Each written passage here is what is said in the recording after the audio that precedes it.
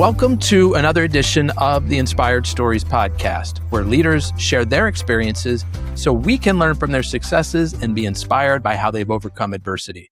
My name is Anthony Codispoti, and today's guest is Teresa Roche, Chief Human Resources Officer at the City of Fort Collins. They are known for their innovative public services and strong focus on sustainability, highlighted by its 2017 U.S. Malcolm Baldrige National Quality Award. Teresa works with a dynamic team to transform the city's workforce through programs that promote inclusion, resilience, and future-oriented thinking. She navigated the challenges of the pandemic and led the Future of Work initiative, always striving to co-create environments where employees can thrive. Teresa's background includes time in both private and public sectors, and in the city, she implemented talent management systems, launched employee resource groups, and increased senior leadership hires from within. Now, before we get into all that good stuff, today's episode is brought to you by my company, AdVac Benefits Agency, where we offer very specific and unique employee benefits that are both great for your team and fiscally optimized for your bottom line. Imagine being able to give your employees free access to doctors, therapists, and prescription medications. And here's the fun part. The program actually puts more money into your employees' pockets, and the company's too. One recent client was able to increase net profits by $900 per employee per year. Now, results vary for each company, and some organizations may not be eligible. To find out if your company qualifies, contact us today at advacbenefits.com. All right, back to our guest today, the Chief Human Resources Officer of the City of Fort Collins, Teresa Roche. Thanks for making the time to share your story today. Of course, I'm honored and humbled to be here, Anthony. Thank you. So, Teresa, what first drew you into human resources? Why were you attracted to it? Well, the truth is I wasn't. I had no idea what it was. I didn't have any supposedly academic, educational, or work experience. And I was an intern during my master's, and I had a wonderful mentor, Dick Stewart, who headed up the placement services at Purdue. And he came to me one day and he said, Teresa, I really think you should consider the private sector. And I had planned to either be a therapist, go into higher education, never thought about the private sector. In fact, I had an aversion towards it, which is interesting. That's a long story, which we don't need to talk about. But I had a black and white view of the world back then. And he said, and the only company I think you should work for is Hewlett-Packard, because they have a set of values and their environment is such, you will fall in love. In fact, I have an interview set up for you tomorrow. And I met Jerry Carroll and Anthony. Thank God there was no videos, social media back then, because my interview was pathetic. I mean, I didn't know what I was talking about, but I spoke from my heart. Jerry so trusted Dick, I must have made some of an impression on him. And next thing I know, I flew out to HP in the Bay Area and interviewed with people. And this was 1981. The world was so different then. And I walked into the division. I'd read all I could, but none of it made sense to me. And there was 10 men and one woman. And that division had never done interviews for HR people. They mostly interviewed engineers. So they gave me a technical grill. And Anthony, I'll stop with this story. They asked me, what do you want to do in 5 years, Teresa? And because I didn't know any better, I just spoke my truth, which was, well, when you want to save the world, it's really hard to put it in 5-year increments. And nobody You're a rosy flinched. idealist. Oh my God. Now I'm 69, so a lot's changed since then. I hold both joy and sorrow, Anthony, but many of the people afterwards in my one-on-one detailed interviews said I knew exactly what you meant. They took a chance on me. And I naturally gravitated. And again, there are multiple stories I could share, but I fell into it. And it was so long ago, Anthony, it was called personnel, which is what it was called originally in the Army. So my friend, let me pause there because that's how I got into human resources. Serendipitous, accidental. Yeah. What kept you in it? Why did you feel once you understood what it was and you got your feet wet with it, you were doing it for years? Like what kept you there? So Anthony, I have the benefit of looking back. I wouldn't have said this during my early years, but I look back and a deep purpose for me is fulfilled because I so love helping people interpret patterns and signals to make meaning and take effective action. And that happens every day, every moment in the field of human resources. So whether it was compensation, benefits, development, OD, staffing, I mean, there are ways to move and make progress with people. And I think that just was soul work for me. In fact, I would tell people it was spiritual for me.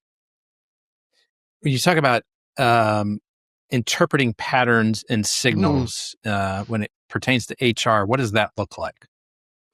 Well, I have a innate ability that notice things, both physically and the emotional energies.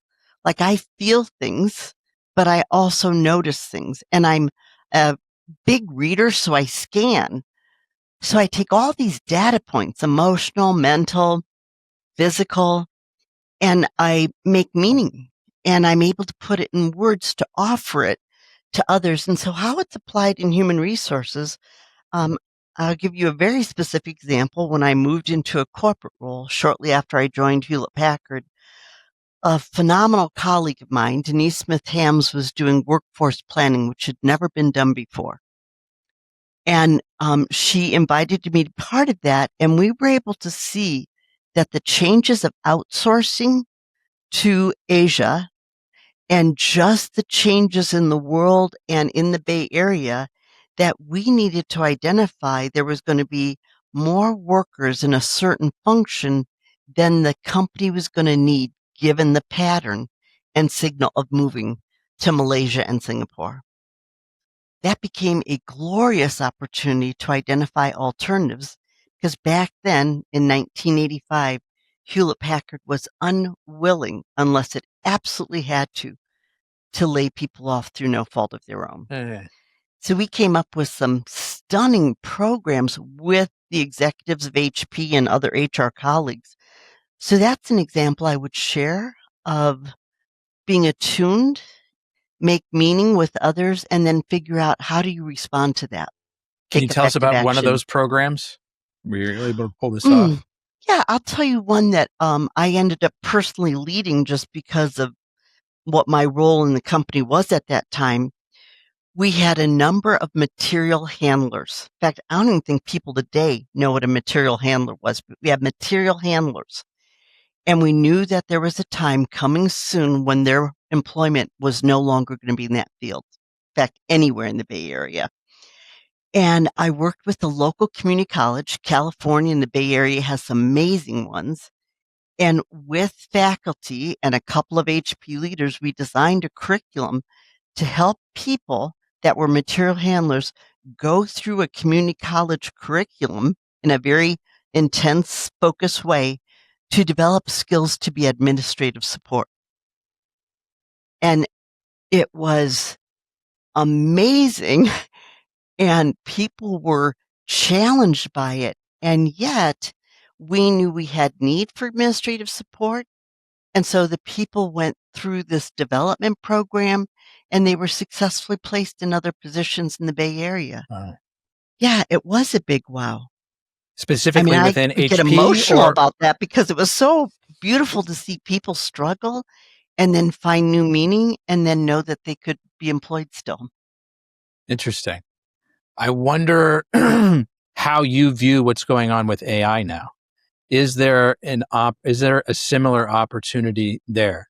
Because it's, when we have these new technologies come about, people get displaced, and people are like, oh, well, it's going to create new jobs. Well, but is that new job going to be for the 57-year-old person who is, almost at the end of their career? Are they going to step into, for us now, this new, AI function?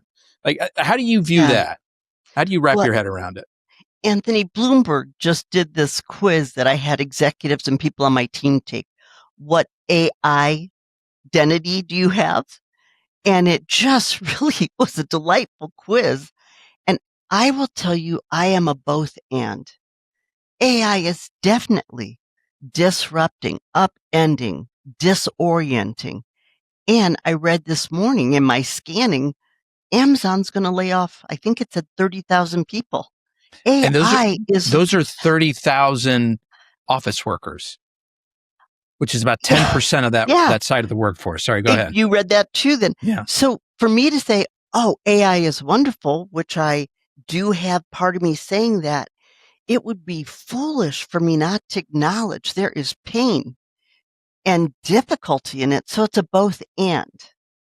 Now, think about it. HP in 1984, 85, it had the wherewithal, the capacity to say, we see this happening, let's prepare them. Now, it wasn't 30,000 people that we had, it was 1,500 in the Bay Area.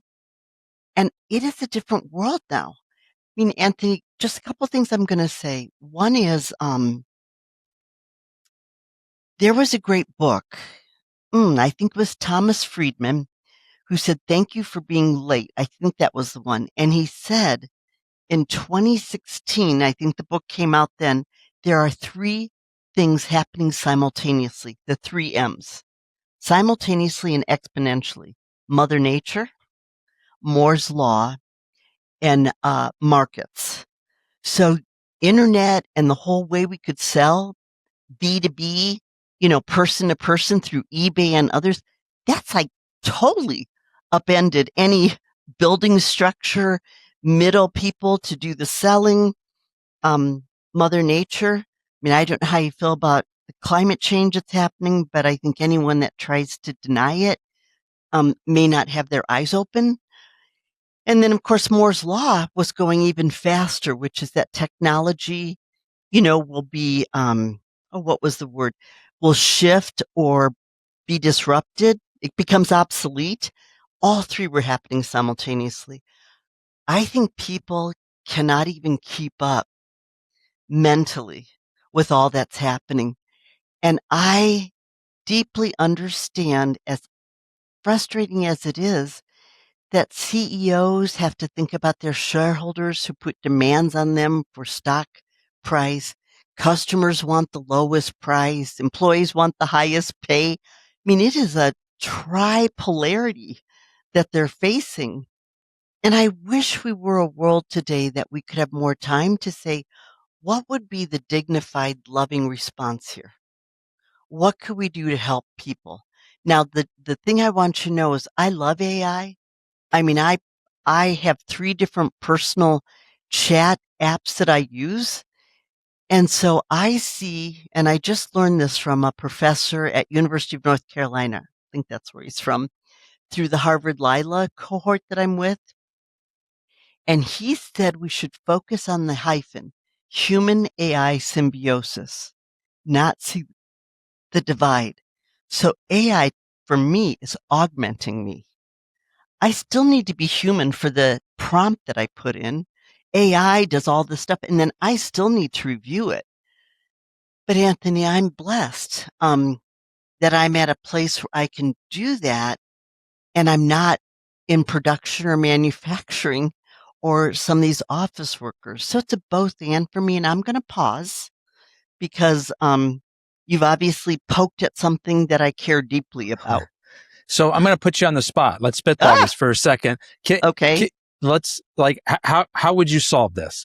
Like, think back to the your experience with HP back in 81, and they took this, I don't know what you want to call this very forward thinking approach of, hey, we know that these folks are, their skills are not going to be needed in this area here very soon. Let's come up with some training so we can repurpose them. And we'll pick on Amazon for a second because they're easy to pick on. If Amazon were going to take that same mindset, what should they do? Instead of laying off those 30,000 workers, what might be some ways that they could train them and repurpose them? Anthony, what I'm about to say is so idealistic. Let's hear it. People listening will say, oh my God, the woman's a fool. And I don't mind being a fool. I really don't. I wish people could pause, take a beat, and say, how could we start to implement some things? Because we know we're displacing people, which Anthony, affects everybody. I mean, when people are unemployed, the economy suffers, schools suffer. I mean, so people have to take a bigger view of the world and know they're in an ecosystem. And so could people say, hey, shareholders, we're going to have our stock go down for a little bit because we're not going to have the high prices because we're going to take some of that and invest in our people and make ways for people who want to be employed to find it. Can you live with that? Because these might be your neighbors and your family members. Yeah, I have found when people, I'm going to get emotional when I say, when people choose to co-create a response. I mean, think about when hurricanes, which Melissa right now is unbelievable, communities get devastated, but people come together and they find something new. It's an emergent strategy. So I don't have a magic answer except to wish that we could remember we're all connected. And so short-term thinking is just not good. Mm. So if we were to put on our realist hats, you don't really have a specific idea on what could we repurpose these people, retrain them to do. Repurpose sounds cold and, Yeah. like how do I take an old plastic bag and do something else with it? Like how do we train these folks to be part of something that's coming? Well, Anthony, again, And my I know I'm magic. putting a lot of weight on your shoulders I've here. got rose-colored glasses on. Zach Mercurio, who actually lives here in Fort Collins, has written a book called Mattering. Beautiful book. So where I might first start is to get these 30,000 people and say, let's discover who you are. What fulfills you? What gives you joy? Help them identify purpose and then have some paths that people could pursue. Anthony, I fundamentally believe people are creative, resourceful, and whole.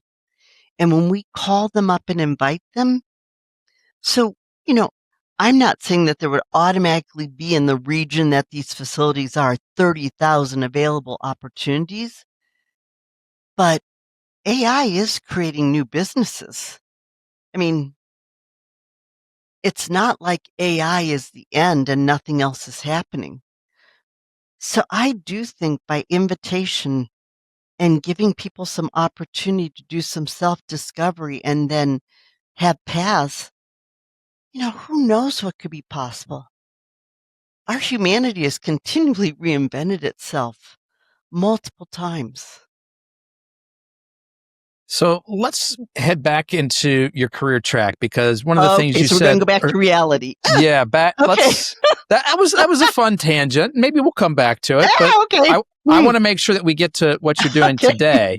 And so it's interesting to me that you said, initially you had an aversion to the private sector, but that's where you ended up, and that's where you spent, a good part of your career. Yeah. And then at some point you ended up in the public sector, city of Fort Collins. How did that opportunity come about? Anthony, what I want you to know is in preparation for my interview for the city, they asked me to answer questions. And one of the things I wrote about is that I think there was a DNA strand within me, probably intergenerational. And if I told you stories of my family, you'd be like, oh, I think I see that genetic strand. And the way I talked about it was 3 C's. My family of origin was curious. I watched my brothers, and I'm the youngest of 7. I mean, my parents and my siblings. I had 5 brothers and 1 sister. I was the youngest. Do things of service to others. So we were curious. We cared about community, and within our household, making a contribution to family harmony mattered. My mother went back to work when I was 5 as the last child. And so we had to do things around the house to ensure that the family's harmony, happened well. So I say that because I think it was in me. But how it happened practically is I left the private sector after a rich, mature, wondrous chapter at Agilent, went into what I called liminal space, and I did some consulting to scare myself, and that's a whole nother story. And then I said, someday I hope to work for the city. Because years before, I was in a program that happens across the nation called Leadership, whatever your city is. So I was in Leadership Palo Alto in the 80s, and there was a Leadership Fort Collins. And it was a program for a year that exposed you to different aspects of your community with the intention that you would find ways to contribute. I was in the program in 2008, and there was 5 city people.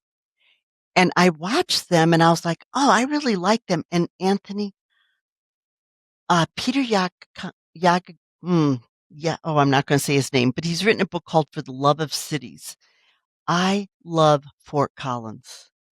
I mean, I couldn't explain it to people. I said, "If I die before my husband and daughter, or if they die before me, I wanna stay here." So I had such a deep affection, and I could tell you story after story of that.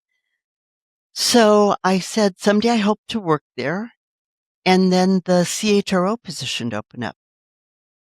I expressed interest and they didn't want to interview me. I had no public service. And I was in Albany, New York at a Pema Chodron um, retreat at the Omega Institute. I was on the tarmac, little plane to get back to New York City after the retreat. And the recruiter called and said, they do want to meet you. And I'm like, huh? What changed? He said, well, it was a failed search. Person they made the offer to didn't accept because his wife didn't want to leave Atlanta. And so before they started all over again, I told them there's 5 of you from the private sector they should meet. And I think they were exhausted, and that's why they chose me. I don't think they had any idea who they were getting. And I just felt it was the universe opening a door that I was keenly interested in. And here I am 9 years later. So explain for our listeners a little bit about what the city government of Fort Collins provides to its residents and how that differs from county government. Well, there's some similarities. The difference is in the elected body. So our county, you elect 3 commissioners. They're full-time. So it's their full-time position to be a county commissioner. We're home rule as a city. And so we have what's called a weak mayor form of government, which is a strange word because we have a brilliant, phenomenal mayor, Jenny Arndt. But what it means is that our city manager is the CEO, if you will, of the organization that supports the community. We are guided by the council and they are guided by the community. And so Kelly DiMartino, an exceptional person, reports into the council. So there's the difference. Okay.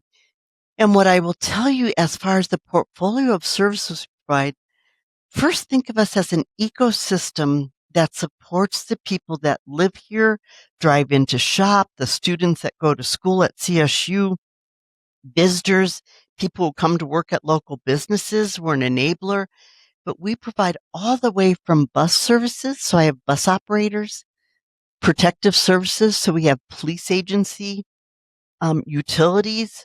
We have one of the best waters in the nation, electricity. Our community voted years ago for us to start our own broadband. So we have a connection that we provide, and it's a remarkable service. And mind you, we don't do these things for profit.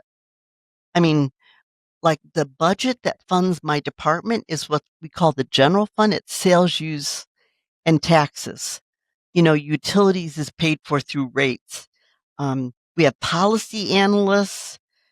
We have traffic that watches the patterns in the street. We have streets operators that take care of the streets. I mean, you name it, we have it. I tell people, and this is the last thing I'll say, Anthony, I thought my world was complex working in the private sector because I was in global roles. I had a team that was distributed around the world. So Agilent, also at HP and other companies I was at, they had to figure out local laws and the customer base in those areas, keeping the depth of purpose and values of those companies. I thought my life was complicated. I tell people I'm co-located here with all of the employees, and the diversity of what we provide and the talent segments makes my previous life look like a piece of cake. So, two things you said, I want to make sure that I understood them. Yeah, please. You provide utilities and broadband. Yeah, which is a type of utility.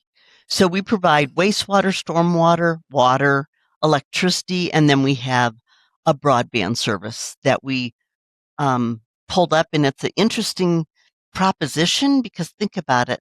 There are big players that are in the private sector in an installed base, but we just reached our 25,000 customer who is And so those private sector companies are also in Fort Collins competing with you. And you said you don't. Advantages? We have fiber underground. Yeah. That is hard to beat. Yeah. Okay, I'm so sorry.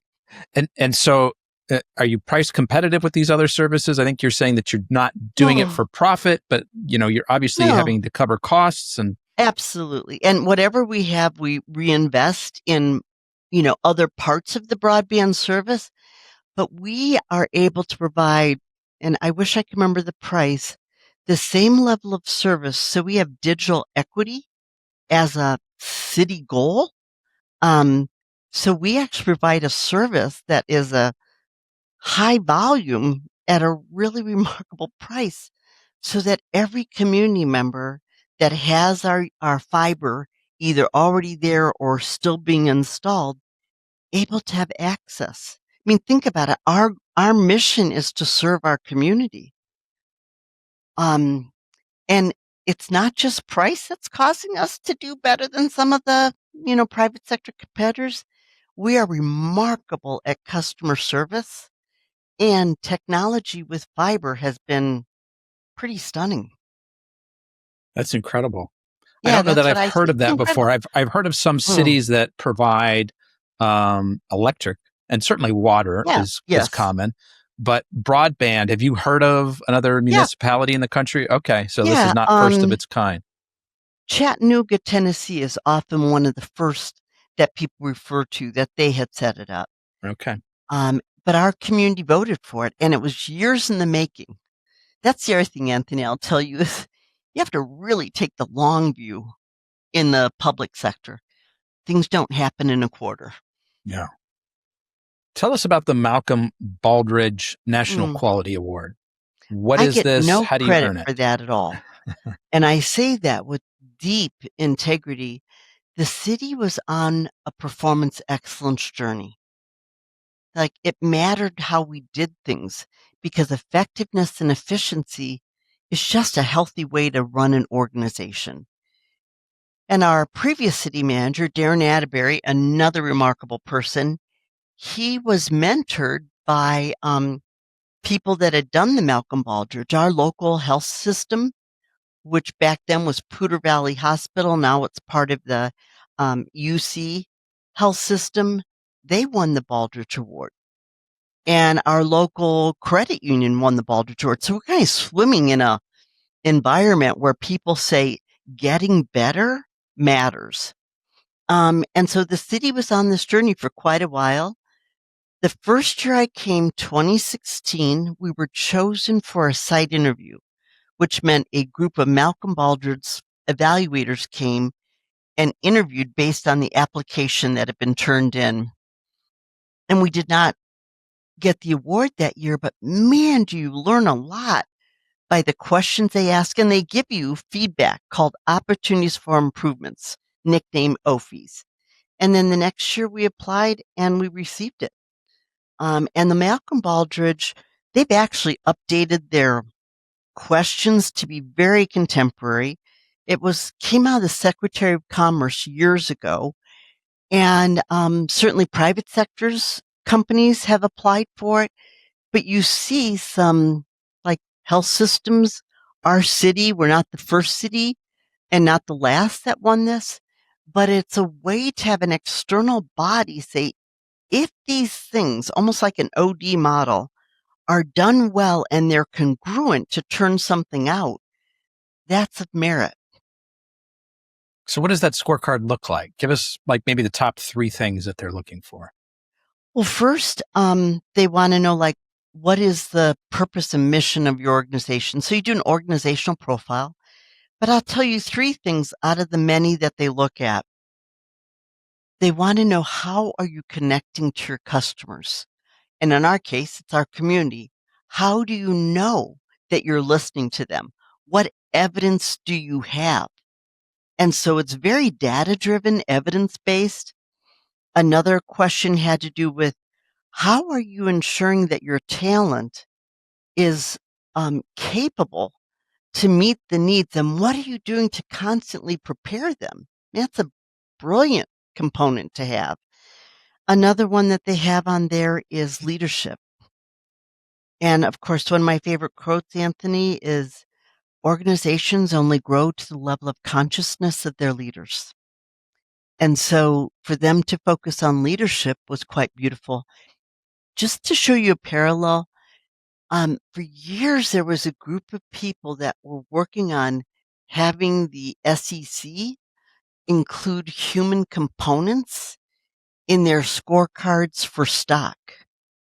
And so you've seen over the years where the quality of leadership matters, the investment in the people matters.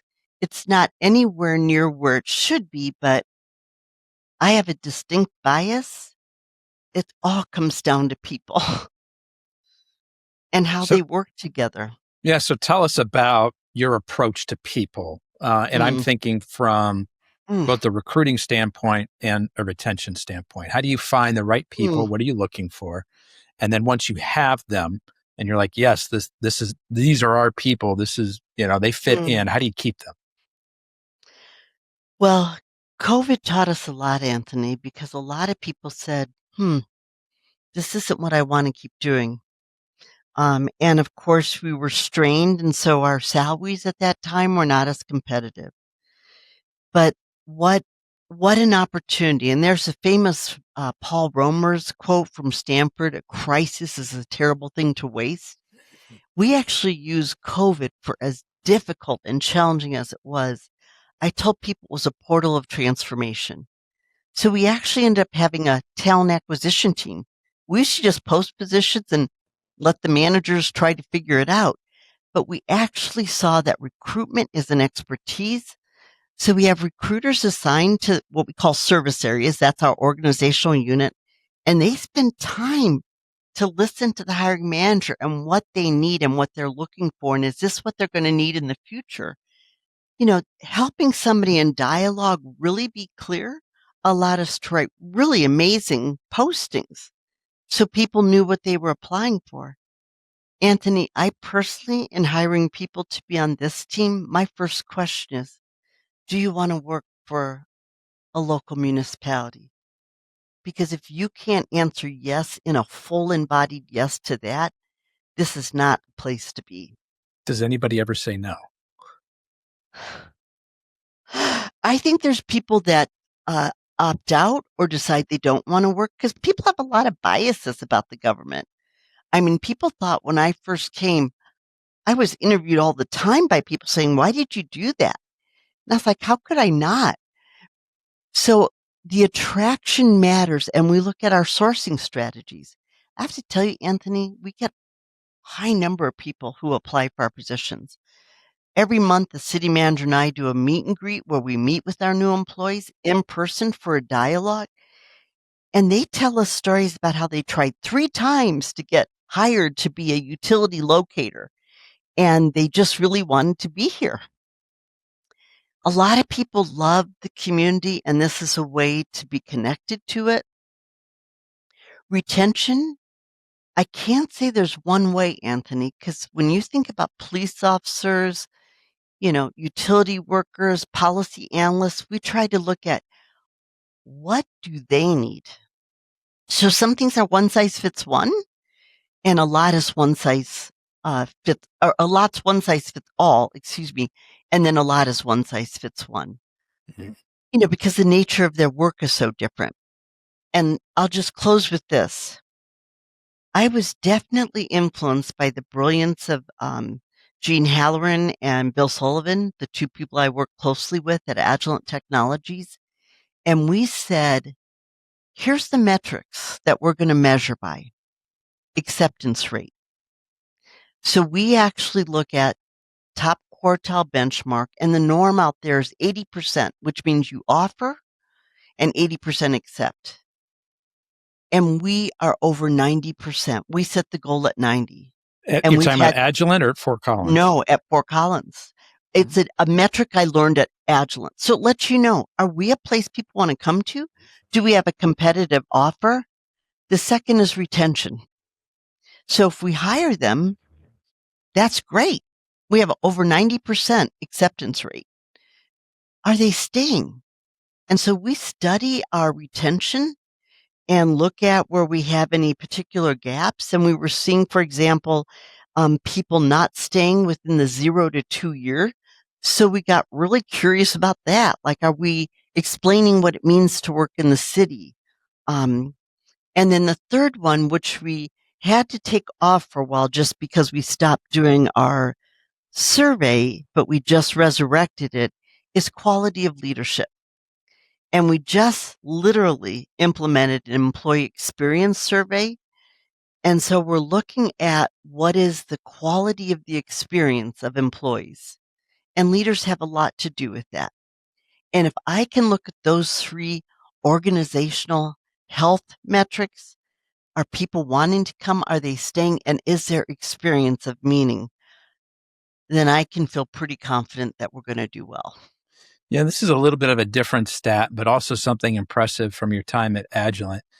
You built a leadership bench that filled 90% of senior openings from within the company. Yep. How did you do that? I was incredibly blessed to have a CEO that was 2 in the box with me when I was the chief learning officer. He cared as much about development as I did, and I cared as much about business results as he did. We were a great partnership, and he was actually, Anthony, the first line leader I was assigned to in 1981. And as a fun story, he didn't think I should be hired. He was the only one that said, "What is she going to do? Spread rose petals in the manufacturing floor?" I was scared of him. And I'll just say, when I first had to work with him, which they told me I wasn't going to have to, but then 2 weeks in, they said, "Oh, I'm sorry, you're going to have to." I remember walking down with my high heels and Farrah Fawcett hair. And I sat down and I literally was shaking. And I said, "Bill, I know that you think I don't know what I'm doing. And you know what? You're right. But I am such a curious learner and I care deeply. And I'm afraid of you." And that melted him, Anthony. And we just formed such a partnership. So he's the one that brought me back to Agilent because HP became Agilent and HP in 1989 when I wasn't there. And so what happened, just to be quick about this, Agilent missed 9 consecutive quarters of commitments to the shareholders. Wow. 9 quarters. Wow. Bill was chosen from within, which was pretty dicey because the board's like, "Hey, is there anybody that knows how to do this?" And Bill was chosen. And what he did is he realigned the company to go back to its origin, which was pure play measurement. And there's such a story to this. I'm trying to be quick to get to your question. And in 2005, 40% of people that were general managers, P&L of various businesses, either went into a different role or left the company. Yeah. And where we started is we got very clear about what the role was. We actually used an outside firm to assess were the leaders in their seats the best we possibly could have in our industry. And then Bill and the team I was blessed to lead with a partner called Tricor developed a program. And so we thematically developed leaders, starting with the executives, senior, middle, all the way to individual contributors in a thematic integrated way. And so it was a game changer.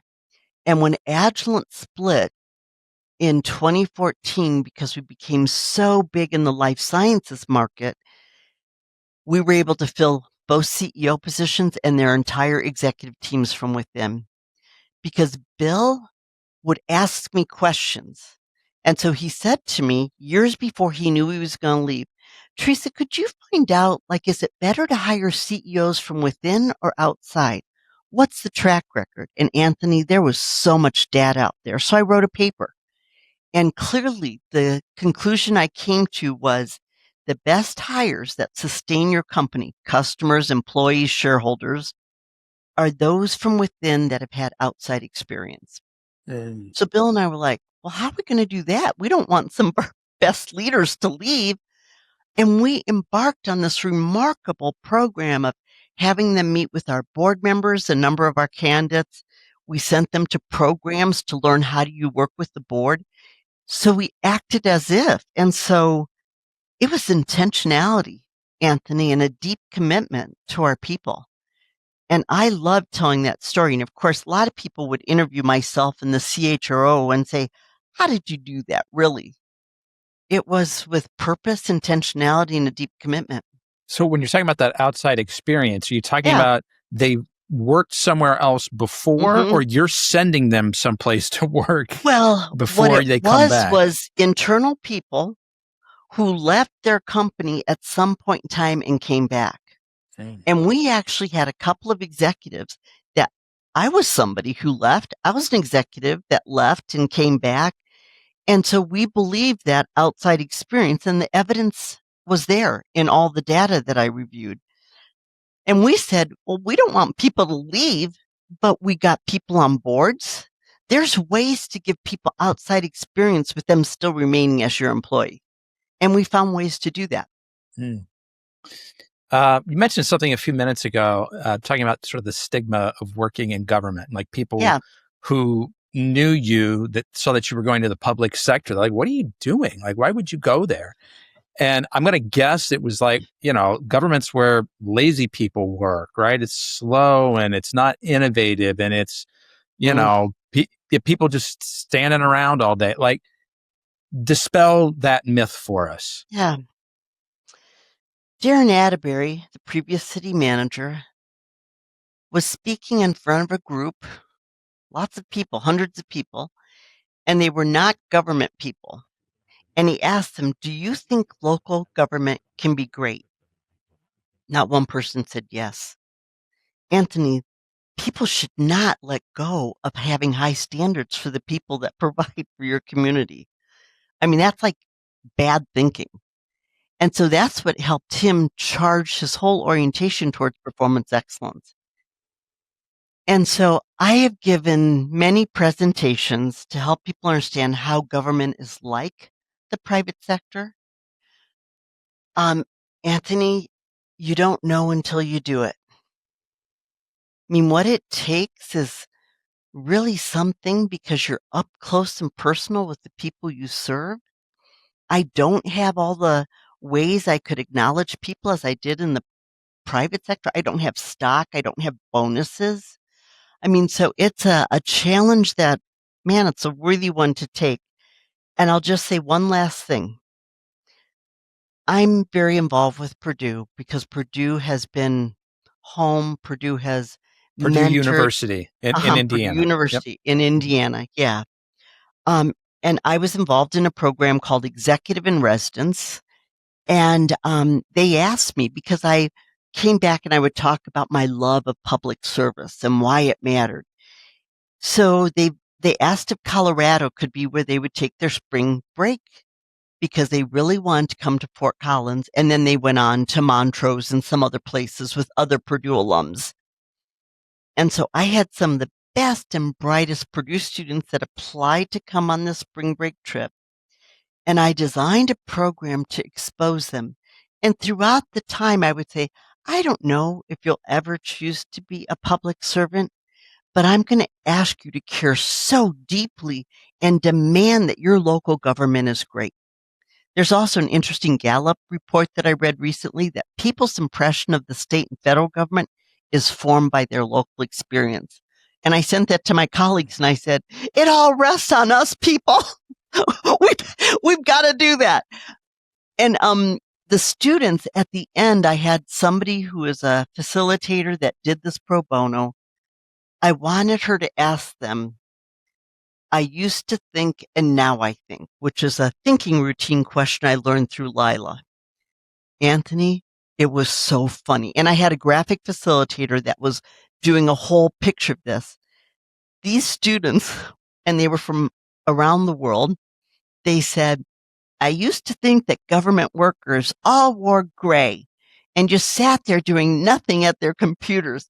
And now I realize local government is innovative and there's all kinds of things you can do. I used to think that local government people didn't care. And so I was like laughing because they walked in with this impression. And through meeting my colleagues and hearing what we did, and I took them on some experiential things that they were able to do, they were like, oh my God, this is amazing. And so, one person at a time, Anthony, I try to help understand you should absolutely expect your local government to be great. I love that. Me I'm too. going to take a little bit of a turn here, and ends up being my favorite question in the interview, Yeah. Teresa. I'd like to hear about, maybe explore a big, serious challenge that you've had to overcome in your life. You might pick something personal here. It might be professional. Whatever it is, walk us through how you got through it and what you learned in that process. So, let me give a little bit of context. Do you know Noel Tichy? He No. was a professor, I think, at Michigan State. I actually got to hear him when I worked at Agilent at West Point at a leadership development program that I was invited to do. And he talked about the concept of TPOV, TPOV, teachable point of view. And it's what's your edge and what's your energy. And I thought, well, I want to explore mine. So Anthony, you need to understand, I think all leadership at home, with your friends, with your family, at work begins within. My leadership TPOV is self-insight is fundamental for leading one's life. So I come to the city at the age of 60 and I thought I was pretty mature, pretty conscious, pretty together. You know, I'd gone through multiple challenges since I was a child. And I've always been so grateful that I've had people that have helped me through it. And Anthony, I'm a big believer in having a partner that's either a therapist or a coach. And I have been with a phenomenal person for 17 years here in Fort Collins. And she is my person to make meaning. And for me to see like, oh, so that shadow part of me has come again. But I will tell you, at the city, I could write a book that would say the city broke me and the city made me whole.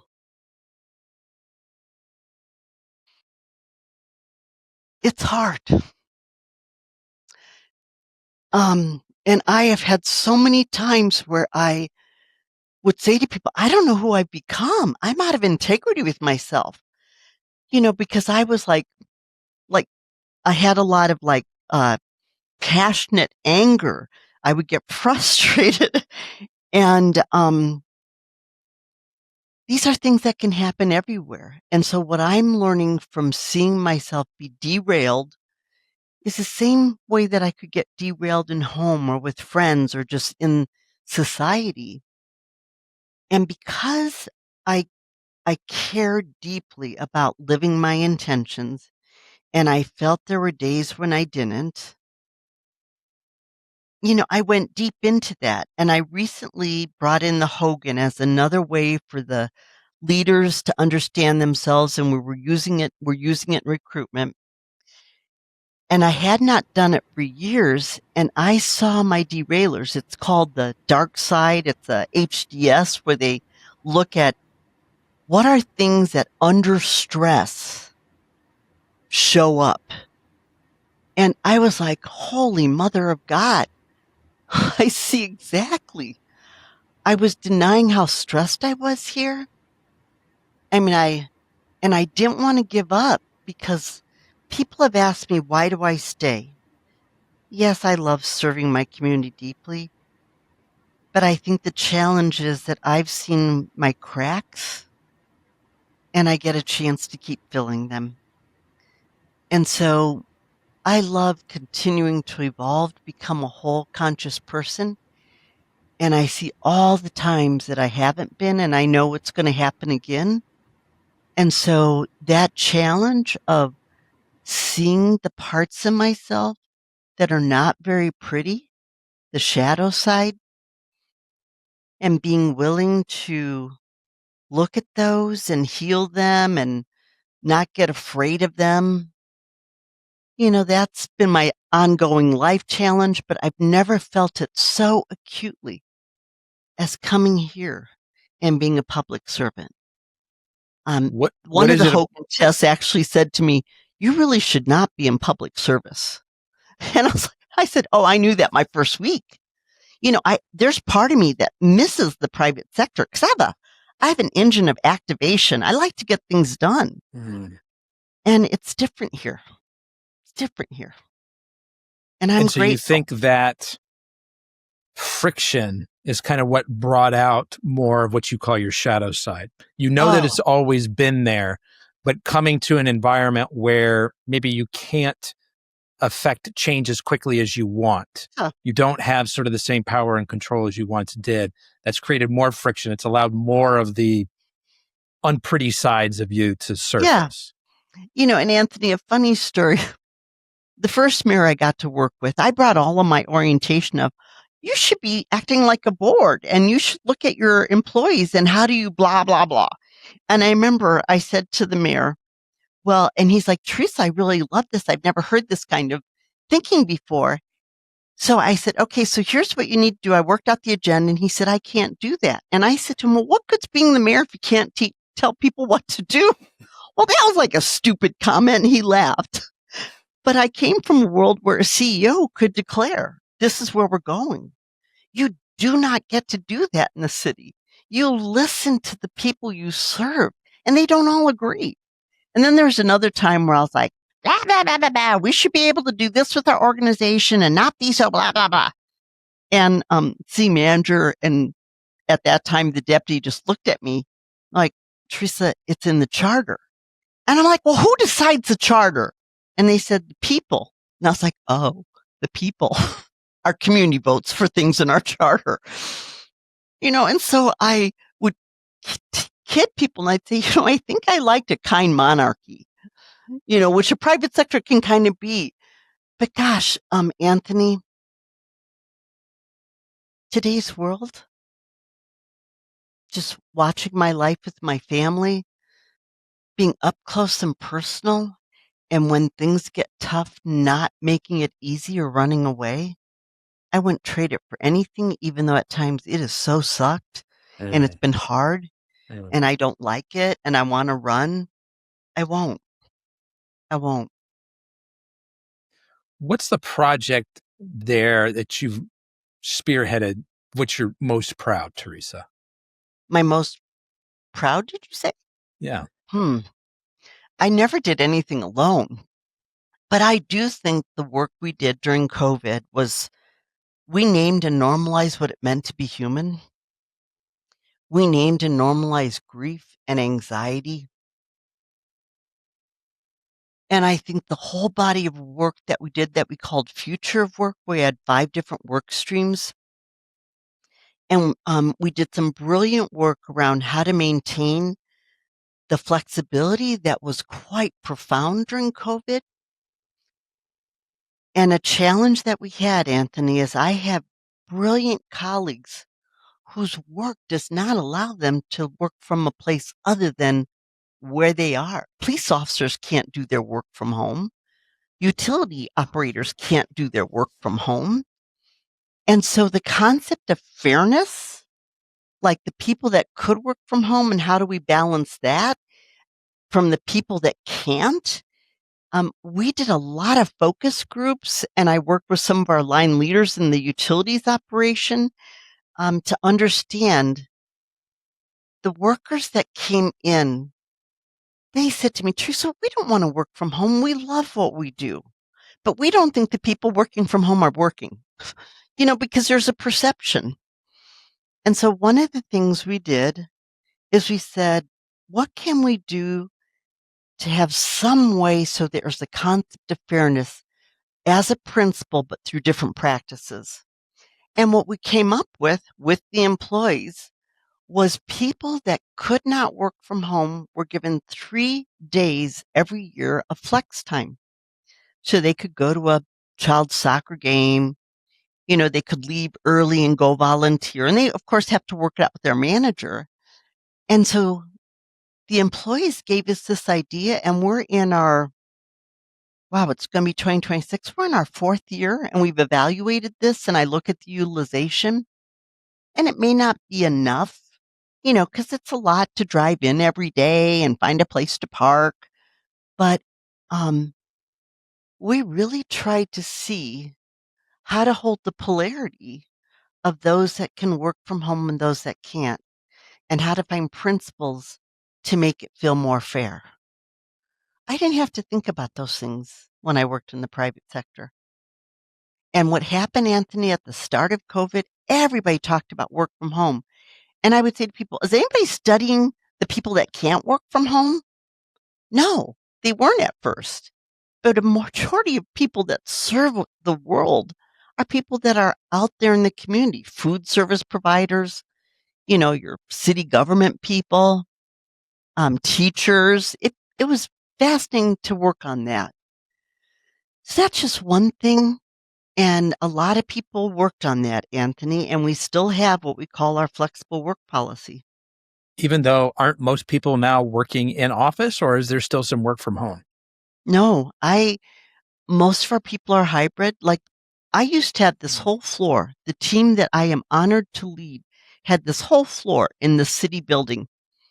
And at first people were like, I don't want to work from home. This is hard, Teresa. And I had worked globally and was a virtual executive for 15 years. So I knew how you connect with people. So the minute COVID, I was like, oh, I know this. Other people struggled. And then they're like, oh, I save time because I'm not driving. Oh, I'm not getting stressed being on the road. And actually, isn't that better for the environment? So my own team, who went from, no, we hate this, now, oh, I don't want to give this up. No, I found a way so that there's enough of us that are here that want to be. And as the executive, I feel like it's incumbent for my role. And yet we still serve our people. So I have a hybrid workforce, and I have shrunk what space I use. And through ARPA dollars, we designed a collaborative workspace. So people come into what we call the Grove, and they either use a hot desk or hotel cube. The big area that we made is where we do our meet and greet. So it was a way to reimagine the space, but no. And we have a tracking for how many people are essential on site, how many people are hybrid. Very few people work full-time at home. Mm. Do you feel like you miss out on anything but not having everybody together? Well, I ask my whole team once a month to come together. And Anthony, you have to ask yourself, well, why do people get together? And so I think about times that we need to collaborate, and we'll come in, work together for that. I started a chat on Teams the minute COVID started, just for fun things. So it's our channel, as if you're seeing people and saying, how was your vacation? Oh, here's my pictures. How was your son's graduation? I mean, it's a personal, like, life channel that people come on and tell stories, post pictures. So it makes you have to think of new ways to form community and ask yourself, are there ways to collaborate that don't always have to be in person? Now, I'm going to tell you, there's still a loss there. And so I feel like every day I live in a polarity, Anthony, of joy and sorrow. There's tension in everything. And so, is it perfect? No. Are we missing some aspects of community? You bet. But you hold that as a polarity. So if you look at, on-site, remote, how do you navigate that energy every day and make good decisions on that? Mm. Teresa, I've just got one more question for you. Yeah. But before I ask it, I want to do 3 things. First of all, Okay.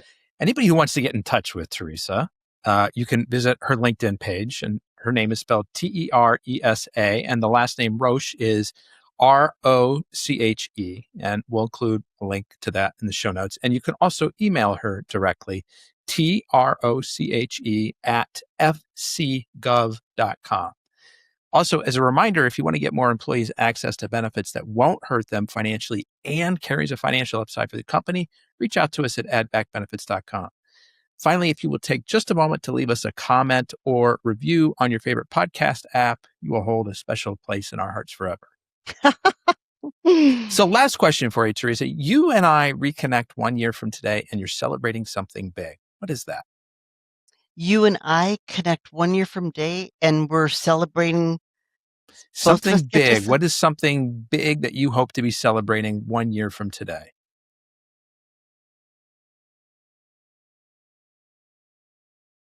Well, I'm going to couple that I continue to grow in being a loving, intentional human being, that I continue to evolve in my consciousness, and that I continue to find ways to serve the community by creating the most amazing, sustainable, as good financial stewards, employee experience. Because I do believe that employee experience directly correlates to customer experience. And so I hope that I grow and I'm able to help the organization grow, because those are kind of a virtuous cycle for me. Teresa Roche from the city of Fort Collins City Government. I want to be the first to thank you for sharing both your time and your story with us today. I really appreciate it. You're welcome. Thank you for the honor. Folks, that's a wrap on another episode of the Inspired Stories podcast. Thanks for learning with us today.